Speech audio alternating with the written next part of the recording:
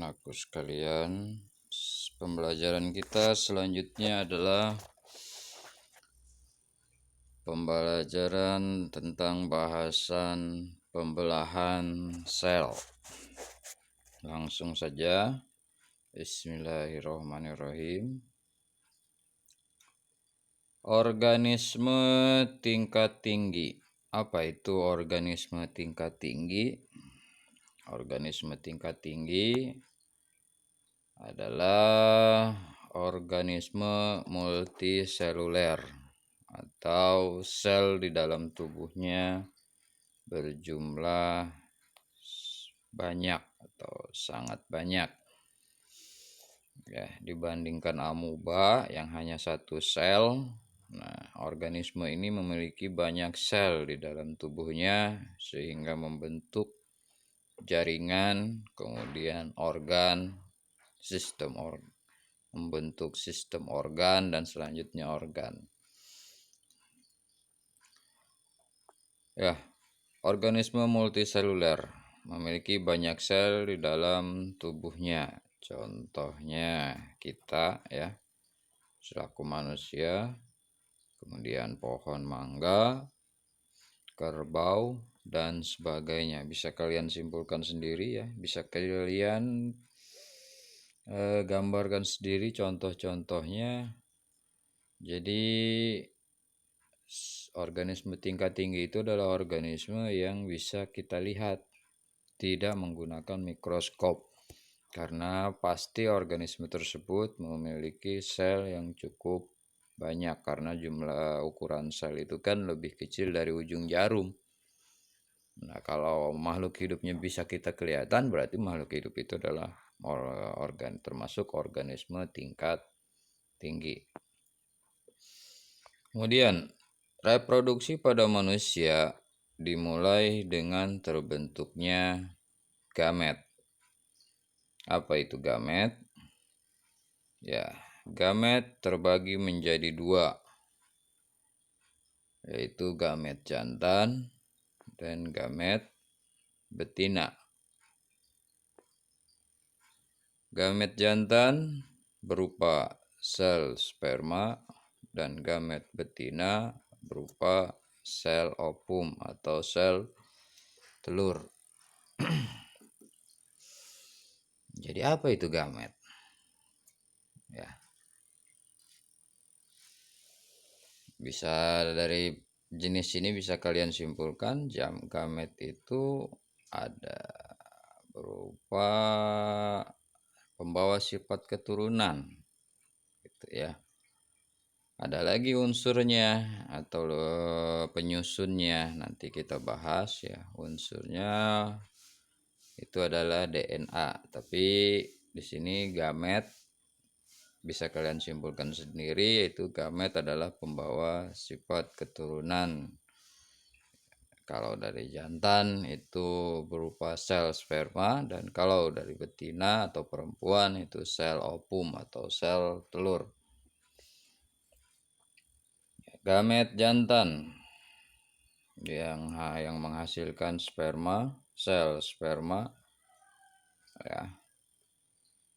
Sel kan kalian sudah tahu sel ukurannya seperti apa. Ukurannya lebih kecil dari ujung jarum, berarti gamet jantan atau sel sperma itu sangat kecil, tidak bisa kita lihat dengan mata telanjang, harus menggunakan mikroskop. Begitu pula dengan gamet betina yang berupa sel ovum, juga berupa sel ya, sangat kecil. Itu kalau digabungkan itu menghasilkan zigot atau bakal anak yang akan menjadi anak gitu ya. Gamet jantan dengan gamet betina itu kalau bergabung itu menghasilkan zigot, bakal anak, dan hasilnya menjadi anak.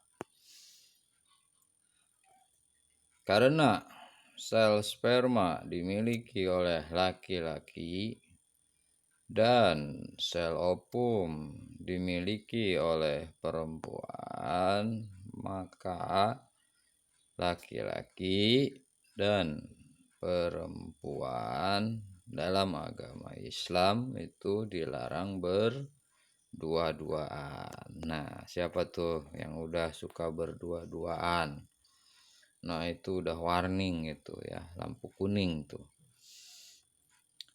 Sebelum akad nikah ya, karena umur kalian belum cukup untuk menikah, kemudian kalian juga masih tahap sekolah, masih SMP, belum SMA ya, belum kerja, maka kalau bisa mah jangan suka deket-deket dengan laki-laki.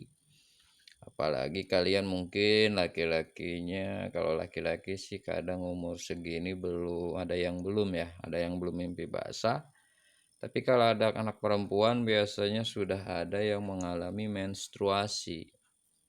Nah, kalau dari situ kalian itu tanda bahwa kalian itu harus sudah berjauhan, jangan berdekatan, apalagi mojok gelap-gelapan ya. Itu jangan sebelum akad nikah, takut ting bating naudzubillah min zalik beli cendol kalapaan besi ting bating naudzubillah min zalik gundal gendol bapaan ya.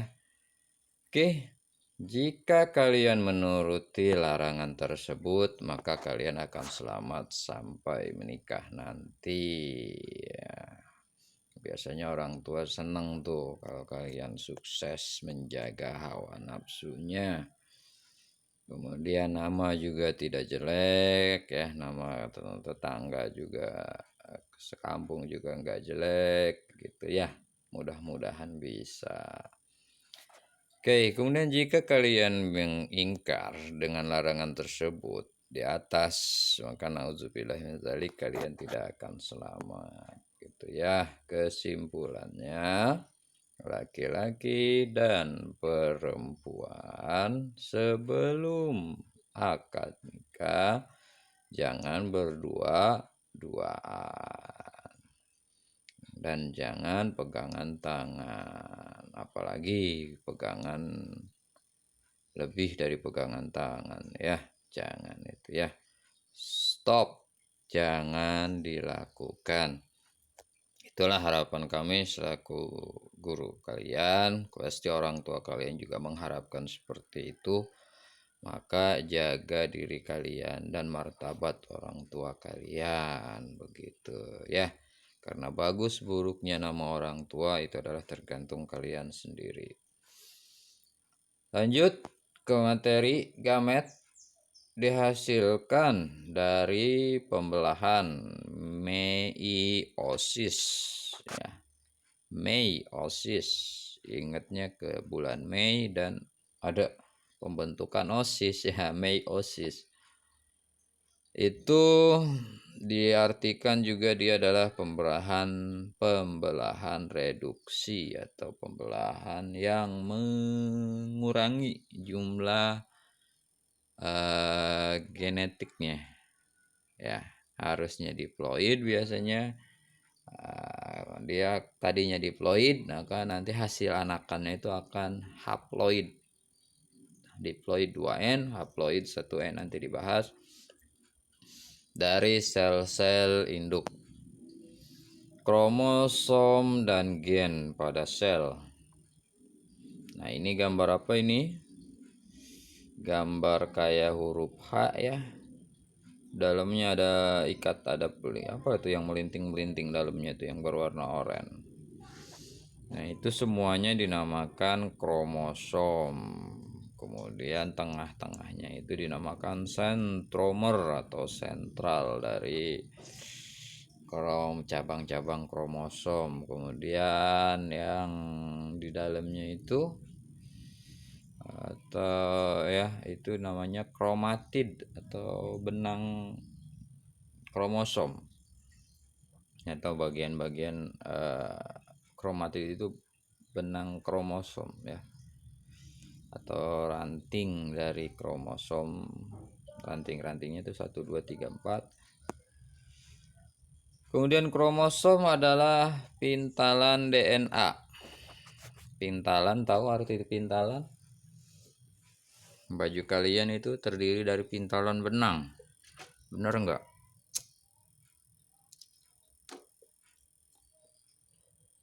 Baju kalian terdiri dari pintalan benang. Nah, anggaplah baju kalian itu adalah kromosom.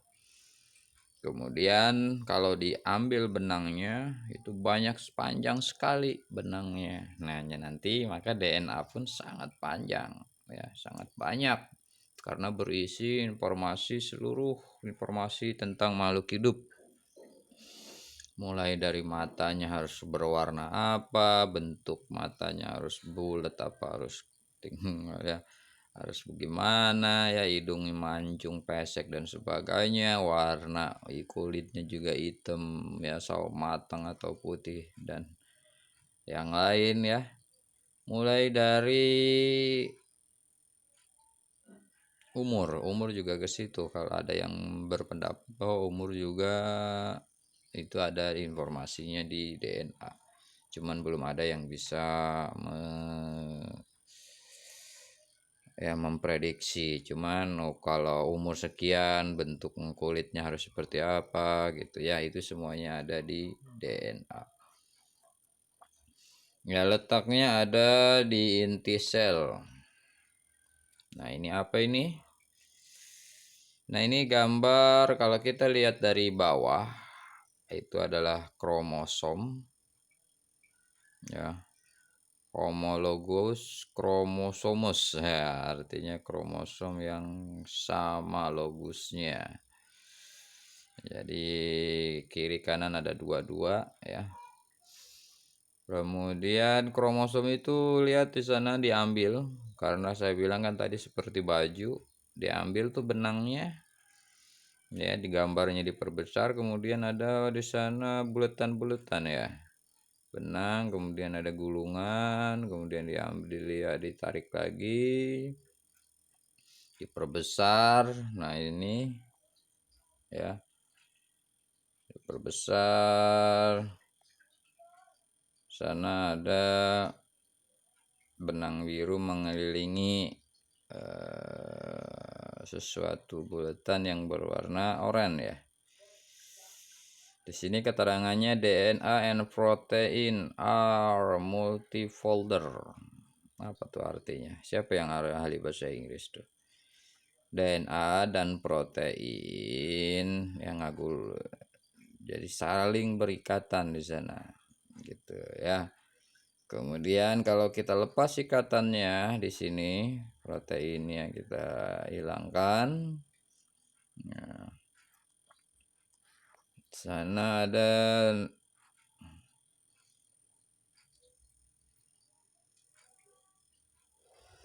Nah, ini DNA nih. Ya, ini nanti berupa rumus kalau disimpan di dalam catatan komputer atau catatan buku, cuma sangat banyak kalau dalam buku. Nah, ini yang kayak tangganya itu yang berwarna merah, kuning, hijau. Nah, itu adalah rumusnya. Jadi nanti dibahas di SMA di bagian ya, sama bagian tentang gen. Jadi rumus tubuh kita itu ada 4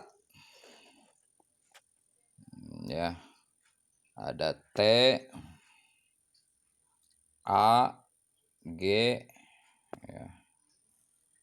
Dan satu lagi apa ya? Pokoknya ada 4 aja. T, A, G, C apa? Nah, itu kode nanti kalau dikodekan itu seperti kode komputer. Komputer aja yang begitu canggih kodenya cuma 2, yaitu 1 dan 0. Ya, pernah kalian lihat film Matrix? Itu ada angka 1 1 1 1 1 0 0 0 1 1 0 0 0 0 0. Nah, seperti itu. Nah, itu adalah kode. Dalam komputer misalkan saya kasih, kode 1110000. Nah, itu artinya A. Berarti misalkan 1110000, nolnya ada 3 itu huruf B, dan sebagainya. Nah, tubuh kita juga seperti itu. Nah, jadi pengkodeannya sangat rumit. Komputer yang begitu canggih aja kodenya cuma 2, 1 dan 0. Tubuh kita ternyata ada 4. Berarti tubuh kita itu kalau diibaratkan komputer, komputer yang super canggih. Bayangkan saja badan kita, tulang harus seperti apa, muka harus seperti apa, paru-paru juga bentuknya seperti apa, susunannya apa, itu semua ada di sini. Semua tersimpan di sini informasinya. Tuh, ya. Oke, perlu kalian pahami, nanti akan dibahas lagi di SMA untuk kepenjelasan yang lebih tentang kode 4 huruf itu dari sini nanti dibahas. Kode alel ya. Oke, itu DNA yang dilingkari merah adalah DNA. Merupakan susunan materi hasil pembacaan ya itu. Jadi kalimatnya gini, susunan materi hasil pembacaan DNA yang menghasilkan informasi genetik pewarisan sifat, itulah yang dinamakan dengan gen. Jadi gen itu namanya, nama umumnya ya. Kalau DNA itu ya benangnya, untayannya tuh, untayan DNA. Nah, itu terdiri dari basa ya, dari basa dan protein di sana. Jadi ulangi, susunan materi hasil pembacaan DNA, hasil pembacaan untayan DNA yang menghasilkan informasi genetik atau informasi sifat keturunan. Ya, genetik pewarisan sifat dari orang tua ke anak, atau itu dinamakan gen. Gitu ya, makanya kalian pasti mirip dengan salah satu orang tua kalian karena DNA ibu kamu gabung dengan DNA bapak kamu, itu menghasilkan gabungan DNA, itu hasilnya adalah kalian. Pak, saya mau enggak sama, enggak mirip, miripnya dengan nenek. Nah, kalau miripnya dengan nenek atau kakek berarti gen kakek itu cukup dominan sehingga bisa muncul di cucunya itu ya, lumayan mantap, itu bisa mirip ya. Emang ada seperti itu. Kayak saya aja nih, rambut saya lurus, istri saya juga lurus, anak saya rambutnya keriting. Ngikutin siapa itu? Ternyata neneknya keriting ya. Begitu ceritanya. Lanjut. Pada umumnya,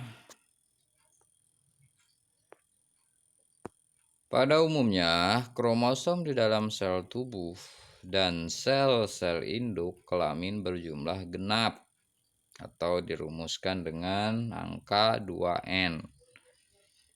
Ya, karena dua itu dalam bahasa ilmiah itu adalah di, maka dikasih nama 2N itu adalah diploid. Kalian nanti di SMA dipelajari susunan angka, susunan nomor dalam ilmiah. Pertama mono, 2 di, 3 tri, 4 tetra, 5 penta, 6 heksa, 7 hepta, 8 okta, 9 nona, 10 deka. Nah, itu nanti kalian dia pelajari mono, di, tri, tetra, penta, heksa, hepta, okta, nona, deka. Saya juga baru bisa sampai 10. Nah, karena apa? Karena tidak mendalami lagi. Lanjut. Sel-sel dalam tubuh organisme multiseluler dapat bertambah dengan melakukan dua macam pembelahan. Pertama adalah pembelahan mitosis, mitos ya, mit atau pembelahan sel tubuh ya, terjadi di dalam sel tubuh. Nah, itu perlu diingat-ingat tuh mitosis ya. Sel tubuh misal pergantian sel yang rusak dan pertumbuhan organ. Nah, yang kedua bukan mitos tapi meiosis. Nah, kalau meiosis itu terjadi pada sel kelamin. Misalnya pembentukan gamet jantan dan gamet betina. Oke, kalau gamet jantan dan gamet betina di sini tidak tertulis ya. Nah, itu dia 1N ya kromosomnya. Karena di awal juga kita bahas tadi meiosis itu reduksi atau pengurangan. Jadi gamet jantan dan betina kromosomnya yang dihasilkan itu bukan diploid tapi haploid. Kenapa harus haploid? Karena gamet jantan dan gamet betina itu akan mengalami yang namanya penggabungan di salah satu organ tubuh makhluk hidup. Nah, penggabungan itu kan nanti supaya terbentuk 2N. Satu dari jantan, satu dari betina, satu tambah satu, nantinya dua. Jadi tetap ujung-ujungnya membentuk 2N. Ya, kromosom stabil 2N. Diploid, begitu maksudnya. Ya, jadi supaya bisa bergabung, maka harus mengalami reduksi pengurangan kromosom. Ya, begitu, sekian. Terima kasih. Assalamualaikum warahmatullahi wabarakatuh.